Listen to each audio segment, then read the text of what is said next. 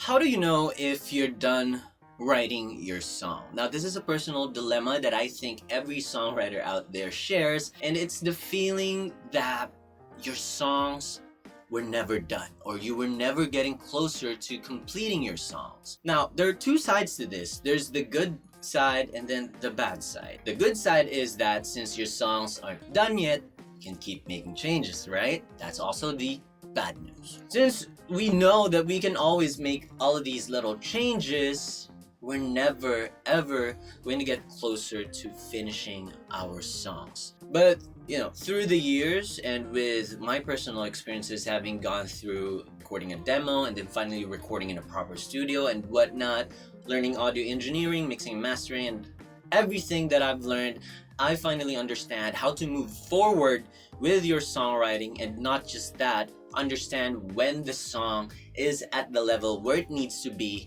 in the process.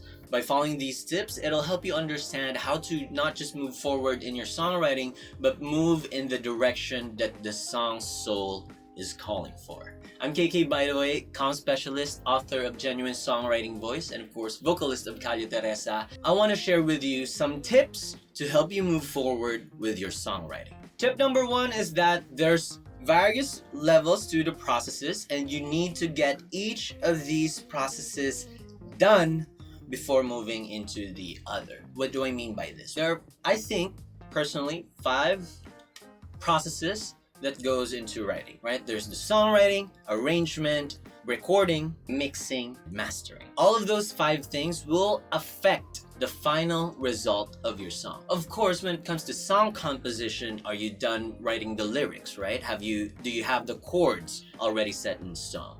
And when it comes to arrangement, do you already know the instruments that you want to include? Do you already understand how to move your story forward through your songwriting? Do you already understand the style that you're going for? And then this is where a lot of the things start to shake up a bit when it comes to recording. Because of course, as songwriters, we have our phones, right? And we are compelled to record ourselves when we write our own songs. And then this is where the problem comes in. The problem is that once we listen to the song, it suddenly sucks. Suddenly, all of the magic that you felt while you were writing the song has disappeared.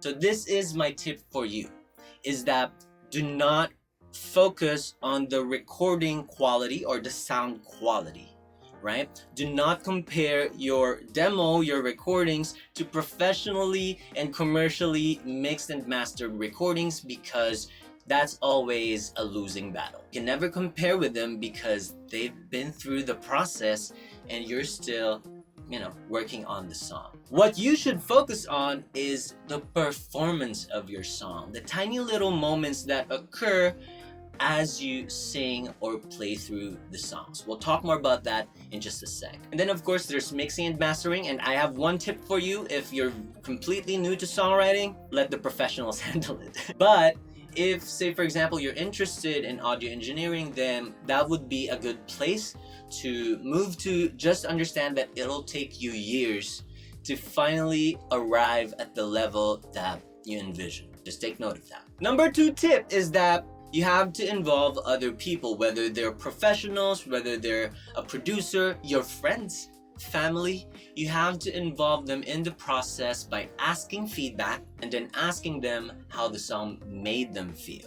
Don't ask them about, hey, what should I do in this part, or what should I have done in this part, because each and every one of these people will have preferences, and you can incorporate their preferences if you wish to, but if you want maximum feedback, you need to go with feelings, because what the person is feeling as they're listening to a song is more important than what you've actually written.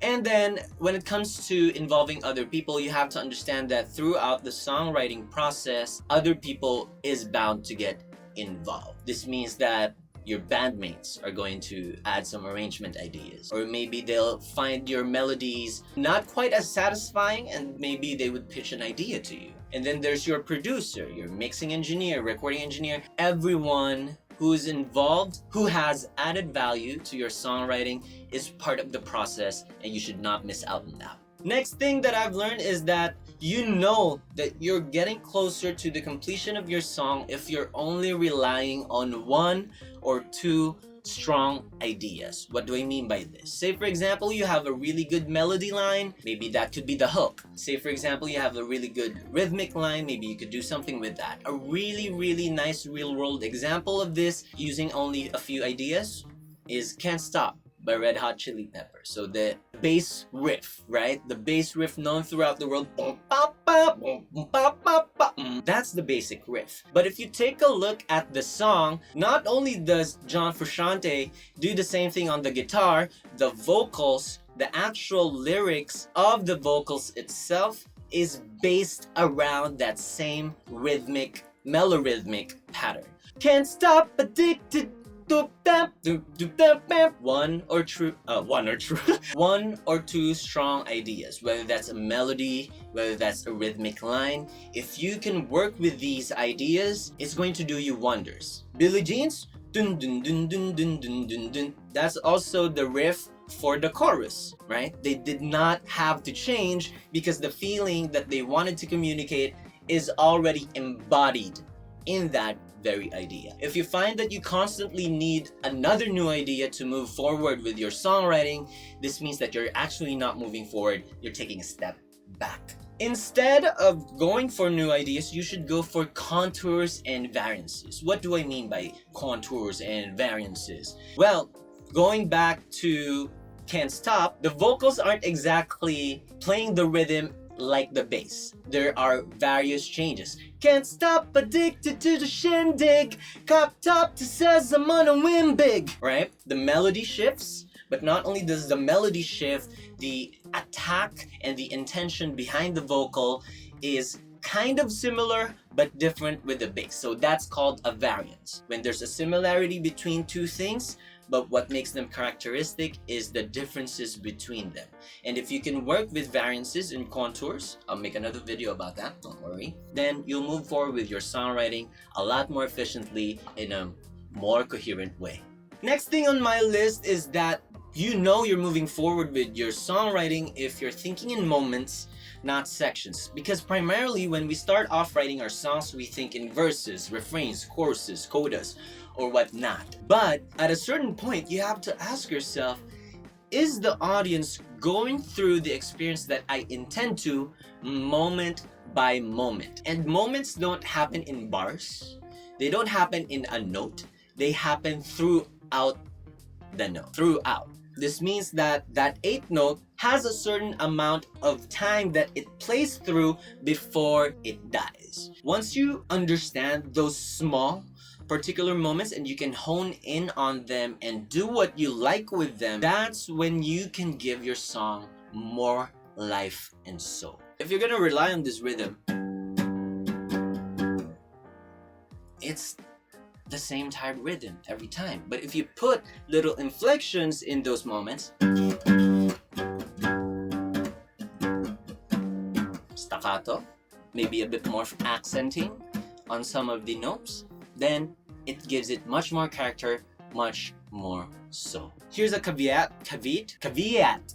It's true that you should not be overthinking control, but how are you going to naturally be able to articulate something if you have not taken the time to hone in on these small moments? So it's not really a matter of controlling each and every note, it's a matter of understanding, exploring how far you can push it, what you can do to add your intentions and make the audience feel what you want them to feel in that particular moment. Next thing that I've learned on my list is that since you're looking at these tiny note lengths, what happens in those moments, how loud is the snare in this particular hit, in this particular story beat, what have you, you've taken a look at all of these small moments, then that means that you've taken the time to explore. Here's the thing with exploration. When you always explore outside the boundaries of your song to find something new, then your song will start losing its character. Because remember, when you started writing your song, you had an initial inspiration, maybe a sound, a story, a lyric, a melody, and that initial inspiration is what moves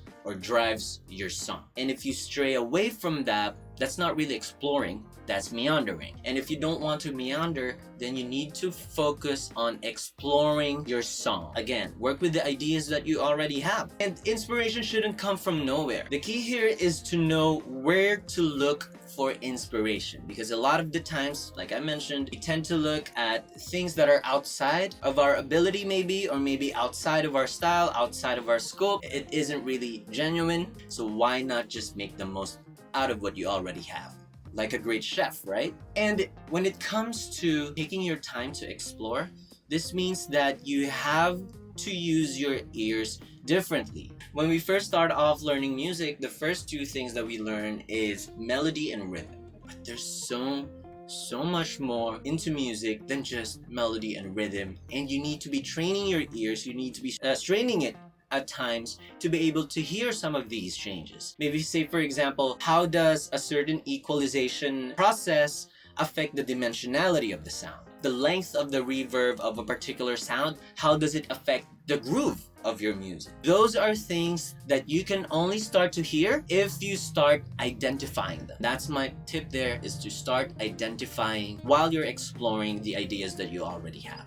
And then finally, the best thing I learned is to know your greater message. Now I'm gonna make a video about the greater message and its aspects later on, but I want to talk about this real quick simply because your greater message is not just what your song is about inside the context of that song. It's also what is it about outside of the context. We're talking about your setting. Where do you live? Who are the people that you communicate with or interact with? What are the communities or groups that you are part of? What is your social, calling or whatever? And then there's also the theme, the emotions in your work, the plot, how things interconnect. All of those things will be defined by you understanding what your purpose or what your message as a songwriter really is all about. This will also define your style of music, and this will also define what you want to say. That's the most important thing, because I find that a lot of the times people want to write songs, but they don't understand what really they want to express. It comes from that first. You have to understand what you want to express first before you start talking about it. And then with your greater message comes a unique message. So really, songwriting is about saying what only you can say in a way that only you can say it. About you. What's your greater message? Whew, that's it for the tips. At the end of the day, the song is done when you stop working on it. And I find that people kind of stop themselves short of the song's potential simply because they have not taken the time to visualize it.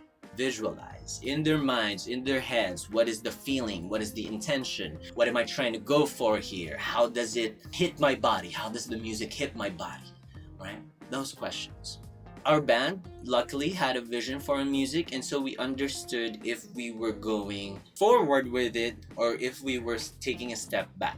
Don't worry too much about when the song is done. You'll know it. What you have to worry about is the small moments, the ideas that you have, and the intentions that you want for the song to convey. Does the song feel the way you want it to feel consistently? If you know the answer to that question, then you know you're getting closer. That's it. Thank you so much for watching this video. I hope you learned to move forward with your writing, make it more lively. By the way, I talk about all of this in depth in my book, Genuine Songwriting Voice. You can check that out and grab a copy on pre-order below. And if you have any comments, suggestions, questions, anything that you'd like to say, comment down below. Subscribe to me, huh? Because, yeah.